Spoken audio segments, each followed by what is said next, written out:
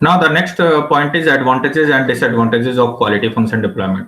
ठीक है, तो quality function deployment benefits companies primarily by ensuring they bring product to market that customer actually want, and thanks to listening to the customer preferences at the beginning of the design process and then mandating these needs and desires are met throughout every aspect of design and development process.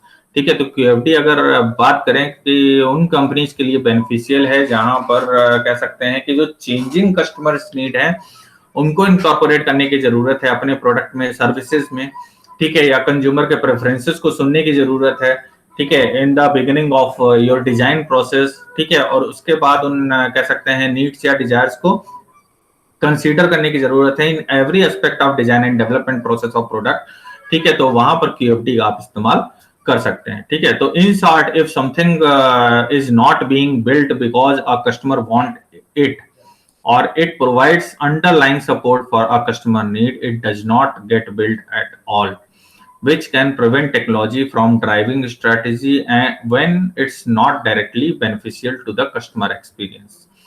ठीक है, तो basically अगर आप देखें कि if something is not being built because a customer want it, ठीक है, it does not get built at all, which can prevent technology from driving strategy when it's not directly beneficial to the customer experience.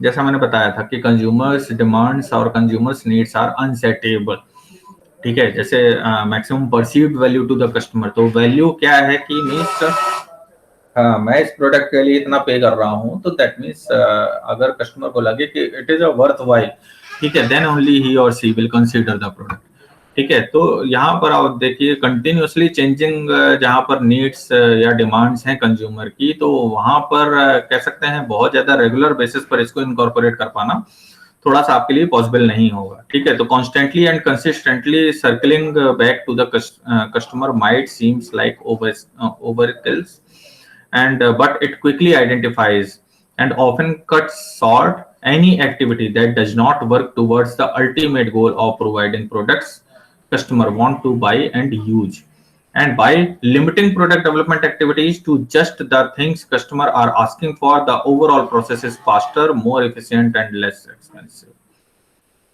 ठीक है। तो ये इसकी बात कर रहा है कि जैसे limiting to the product development activities, है ना, तो अगर आपको कंसीडर करना है कि what the customer are asking for, है ना, the overall process is faster, तो अगर आप इसके अराउंड अगर आप सारी चीजें डिजाइन करते हैं तो that would be better for you, है ना, ओवरऑल प्रोसेस जो होगी वो आपकी फास्ट हो जाएगी, एफिशिएंट हो जाएगी और लेस एक्सपेंसिव होगी। जैसा मैंने आपको बताया था कि 1970s के आसपास, जब 1960s में इसका इमरजेंस हुआ जापान में, और उसके बाद 1970s के आसपास, 80s के आसपास कंपनीज ने इसे क्यों डिप्लॉय करना शुरू किया, इसका सबसे बड़ा रीजन था कि डिजाइन डिपार्टमेंट में जो भी लोग हैं वर्क कर रहे हैं उन वहां पर हम कह सकते हैं ऑप्टिमाइजेशन कर सकते हैं, या वहां पर हम कुछ ले ऑफ कर सकते हैं अगर हम QFD को डिप्लॉय कर लें। क्योंकि देखिए आप इसका जो प्राइम कंसर्न है वो क्या है, वॉइस ऑफ कस्टमर को कंसीडर करना, ठीक है। कोई भी प्रोसेस हो XYZ, आप कह सकते हैं ना कि जैसे डिजाइन प्रोसेस है, तो डिजाइन कैरेक्टरिस्टिक अगर आप कंसीडर करते हैं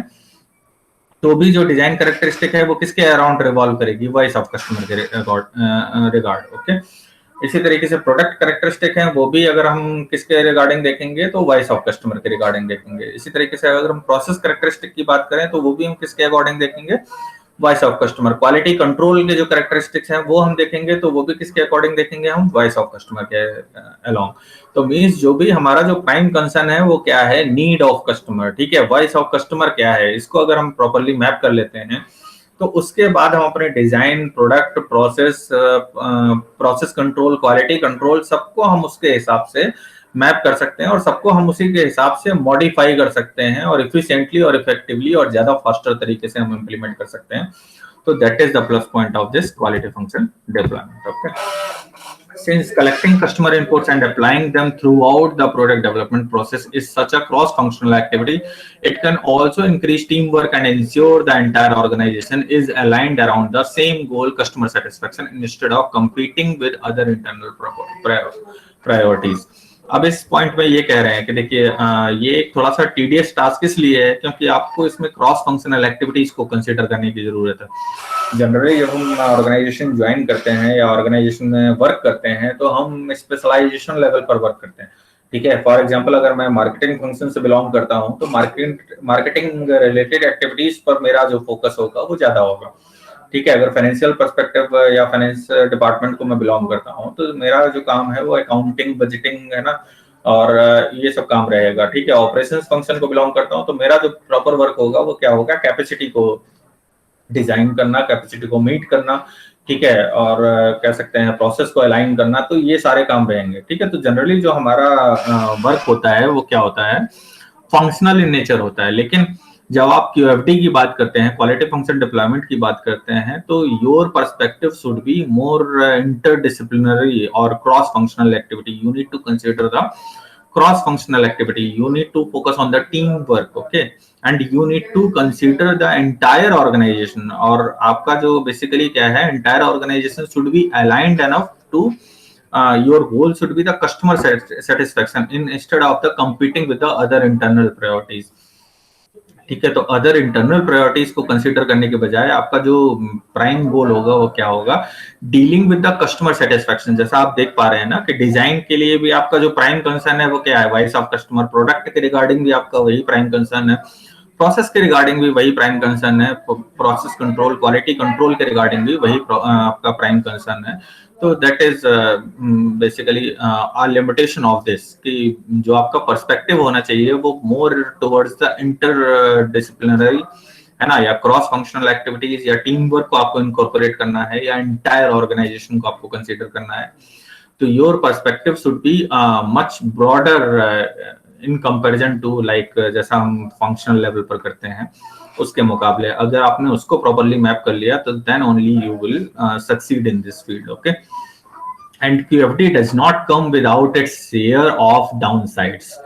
First of all, it can be seismic change for some organizations. For some organizations, particularly those with an established process primarily focused on profitability and cost reduction.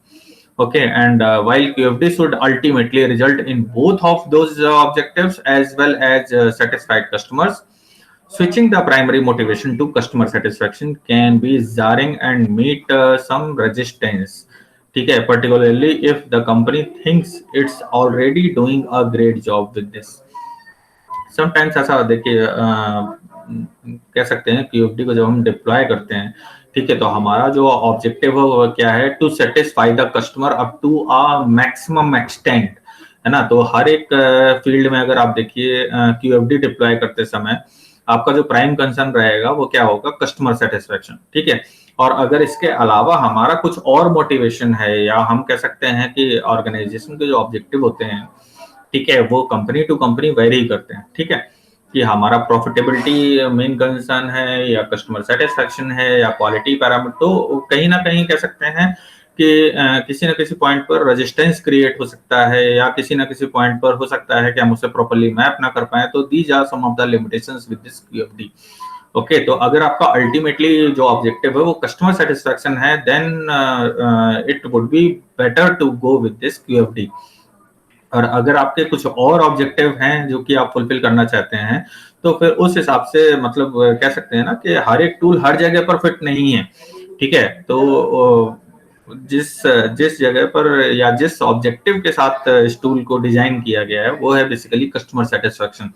तो अगर आप customer satisfaction आपके लिए एक प्रेफरेबल ऑब्जेक्टिव है, then only you should go with this QFD part, okay. The tunnel vision focused on QFD on customer can also have some negative repercussion if customer needs to drive up product cost and delay technological innovation that could benefit the company down the line, okay। And QFD's customer focus also places a huge emphasis on the survey result, which if poorly designed or executed could push a company in the wrong direction and also don't account for changes in customers need and desire that may emerge after the product design process has commenced। अब इसका जो सबसे बड़ा drawback है वो ये है कि अगर आपके रिजल्ट बायस्ड हैं या आपके जो कंज्यूमर के रिजल्ट हैं वो बायस्ड हैं, अगर आप प्रॉपर्ली वॉइस ऑफ कस्टमर को मैप नहीं कर पाए तो देन मतलब जो QFD को इम्प्लीमेंट करना है वो आपके लिए बहुत बड़ा चैलेंज हो जाएगा। ठीक है, तो अगर आपने जो भी मार्केट रिसर्च कंपनी कह सकते हैं हायर कर रखी है या किसी कंसल्टेंसी को आपने बोला हुआ है, या आप अपनी खुद की टीम के द्वारा रिसर्च कर रहे हैं और वॉइस ऑफ कस्टमर को मैप कर रहे हैं, तो इसको अगर आप अनबायस्ड और कह सकते हैं जितना ज्यादा आपका voice of customer effective and efficient होगा या कह सकते हैं एरर फ्री होगा, ठीक है, तो उतना ज्यादा आप इसको कह सकते हैं उतना ज्यादा इफेक्टिवली आप क्यूएफडी को डिप्लॉय कर सकते हैं। ठीक है, अगर आपका वॉइस ऑफ कस्टमर जो आपने आइडेंटिफाई किया है वो बायस्ड है या कह सकते हैं कि उसमें बहुत ज्यादा आपने मेहनत नहीं की, ठीक है, क्योंकि आपका कह सकते हैं ना जो प्राइम इनपुट है वो क्या है, वॉइस ऑफ कस्टमर। ठीक है, चाहे डिजाइनिंग के रिगार्डिंग ले लीजिए, चाहे प्रोडक्ट के रिगार्डिंग ले लीजिए, चाहे प्रोसेस के रिगार्डिंग ले लीजिए, तो ये बेसिकली क्या करते हैं, आप खुद डिसाइड करते हैं या आप किसी कंसल्टेंट या किसी मार्केट रिसर्च कंपनी को हायर करते हैं। तो अगर उसके जो रिजल्ट्स हैं वो प्रॉपर नहीं है या बायस्ड है या कह सकते हैं wrong results are there, then जो आपकी कह सकते हैं पूरा ये QFD that would become ineffective. So this is the limitation of QFD. So there are these are some of the advantages and disadvantages associated with this QFD. तो जब भी आप QFD डिसाइड करें तो सबसे पहले जरूरी क्या है कि आप अपने देखिए जब भी कोई स्ट्रैटेजी बनाते हैं, कोई भी टूल इस्तेमाल करते हैं, तो सबसे पहले ये देखते हैं ना कि मेरा प्राइम कंसर्न क्या है।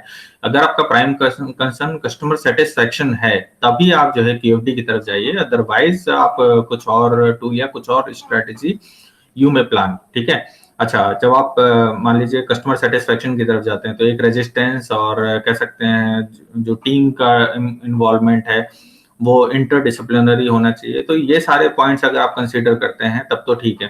Voice of customer should be कह सकते हैं ऑप्टिमम होना चाहिए और ऑप्टिमम होने के साथ साथ इफिशिएंट होना चाहिए। अगर आपने प्रॉपरली डिजाइन जो कह सकते हैं सर्वे या मैकेनिज्म के थ्रू आपने वॉइस ऑफ कस्टमर आइडेंटिफाई किया है, then only it would become effective. Otherwise जो आपका क्यूएफडी है उसका इम्प्लीमेंटेशन प्रॉपर नहीं हो पाएगा या आपको जो अल्टीमेट रिजल्ट चाहिए थे क्यूएफडी से वो आपको नहीं मिलेंगे। तो these are some of the advantages and disadvantages और limitations of deploying the QFD. Okay, so do you have any query or doubt regarding this point? You may ask. Is there any query No, sir. regarding this?